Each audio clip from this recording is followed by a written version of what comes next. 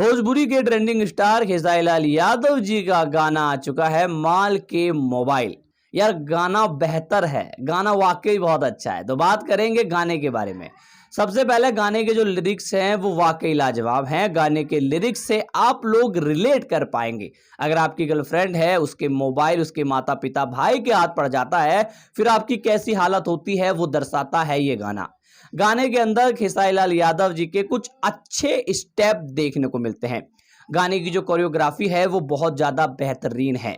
जो camera angles हैं वो कहीं ना कहीं आपको इम्प्रेस करते हैं। गाने की आगे बात करें तो गाने के अंदर खेसारी लाल यादव जी के जो फेस रिएक्शन है वो मस्त लगते हैं भाई साहब। ऐसे लगते हैं कि हाँ, खेसारी लाल यादव जी की श्वेता मेहरा सच में गर्लफ्रेंड है। और कुछ ऐसे फोटो हैं उस मोबाइल में जो श्वेता मेहरा के माता पिता और भाई ने देख लिए हैं। अब खेसारी लाल यादव जी की जिंदगी में कितना टेंशन आता है वो दर्शाता है ये गाना।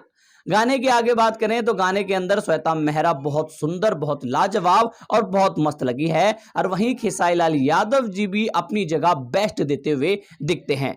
गाने की आगे बात करें तो गाने का जो म्यूजिक है वो औसत है। गाने के जो लिरिक्स हैं वो बहुत लाजवाब है। और गाने का जो बैकग्राउंड म्यूजिक है वो काफी ही शानदार है।